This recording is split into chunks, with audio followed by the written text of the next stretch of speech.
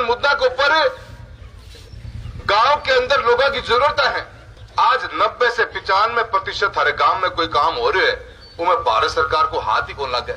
जब बिजली, सड़क, चिकित्सा, शिक्षा, भाई साहब बस की बात करी, कोई भी थे काम उठा के देख लोगा, पर ओवरऑल अगर आप बात करा बीमे की बात आ गई। ये मारी तो भाई साहब की थोड़ी बहुत कोनी खूब बिगड़ी है कई बार, पर बात एक ही हमेशा ये जमीन पर लड़ रहा था और कुछ जरूरत पड़ रही थी तो थारो भाई सांसद के रूप में दिल्ली में लड़न ला रहे तो आवाज आज बादरा के अंदर मजबूती से उठे थी। कालबा अगर थे मौको दे दोगा, मैं काल तक तुम आवाज में गुंजाया करते तो इतना बड़ो साथ मिल जागो तो धाड़ने को काम करेगा लोकसभा में। किसान को आवाज ने, किसान की बात ने और किसान की कोई भी काम होगा उस काम में कमी नहीं आने देंगे, थाना वादों करके जाओ। हमारी पार्टी में भी कई लोग ऐसा बैठ गया, लोग के मौको दियो, सालों साल की मेहनत करा, वो मेहनत से लोगों का दिल जीता, आगे बढ़ा। कोई कानून की व्यवस्था थोड़ना है देश के अंदर, पार्टियां बना दी गई है, पार्टियों में काम चल रहे हैं। एक ने तो मौको को नहीं 2 बार के अंदर ही, एक ने मौको 9 बार में मिल जाए। एक घर में 2 सीट में भी दिक्कत है, एक घर में 2 टिकट देता। हाँ तो आपा जनता की आवाज हाँ कि क्या की आवाज आपा आज जनता के बीच में रहनी है। आदमी की अगर वैल्यू नहीं तो जनता को अपमान है, प्रजातंत्र को अपमान है। मैं थाने सारा ने कहना चाहूं कि बीते हुए इन 10-15 सालों के अंदर आप लोगों के बीच में रह के मेरे पिताजी ने भी बड़ा मान सम्मान कमाया है। बादरा की वह दरा है जिस दरा ने जीते जागते प्रजातंत्र को जिंदा रखने का काम किया। 5 साल का कार्यकाल जब पिताजी का रहा, आप लोगों के सुख दुख में शामिल हुए थे। हमेशा एक बात कहता है कि यार ये हर जगह पहुंचे त्यार पावे, भलो आदमी है, सारी बात ने समझे सुने, हमारे बीच में रहे, ऐ काम थे थारो आशीर्वाद दियो। वही आशीर्वाद हर दोबारा लेने वास्ते आज आया हूं। जिन परिस्थितियों के अंदर मैं ये फैसला लियो, मेरे आगे 2 ही रास्ता है। आओ सर, मेरे आगे भी 2 तारीख ने 2 ही रास्ता है। या तो मैं भी डर के घर बैठ जाऊं और चुप हो जाऊं और पार्टी के नाम पे जो बिल फाड़े हुए मैं ही साइन कर दूं, या तो दूसरा हो मेरे आगे कि उठूं, आवाज उठाऊं और सच्चाई की बात पब्लिक तक लेके जाऊं।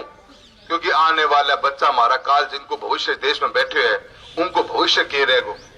अगर सारा जना मुंह बंद करके बैठ जाऊंगा, कोई आवाज नहीं उठाना चाहोगे, कोई अन्याय कर रहे है एक आदमी सोच ले कि मैं इन्हें रखूंगो, यो जिएगो, यो मरेगो, यो चुनेगो, मैं इन बनाऊ हूं, मैं इन मिटा दू हूं, या प्रथा थारे आगे, ये दोनों चीज थारे आगे पड़ी है। ये चुनाव गांव को कोनी, गांव मलखेड़ा इतना बड़ा मौजूद लोग सारा से बैठा हो, थोड़ो सो रात के समय पे सोच के ठंडे दिमाग से फैसलो करियो। थारा छोरा एक कदम मजबूती से आगे उठाए है, तेरो साथ मांगन आयो। अगर आज से मेरी आवाज दबेगी या आने वाले समय में कोई आवाज कौन उठाओगे।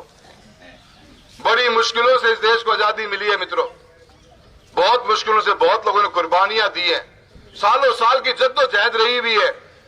आज एक लड़ाई अपने परिवार नहीं, अपने समाज नहीं, अपने इस देश के लिए, प्रजातंत्र को जिंदा रखने के लिए है। और इसके लिए मैंने कदम उठाया, आगे आप लोगों का सहयोग मांगने आया हूं, आप लोगों का साथ मांगने आया हूं। सच्चाई ईमानदारी का जीवन रहा है, विकास के पथ पर चला था मैं, न मैं कभी डरा था किसी से, न कभी घबराया था, न कभी झुका था मैं।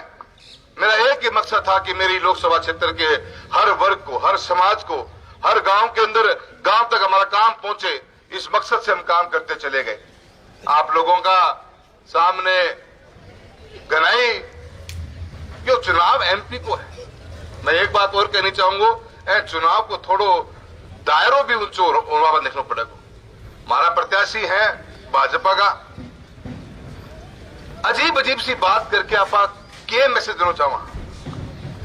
प्रधानमंत्री महोदय के द्वारा अनेक योजना चलाएगी और भाजपा कहती है कि हमने 11 करोड़ गरीब लोगों को इस देश के अंदर गरीबी की रेखा से बाहर निकाल दिया है। यह क्या है?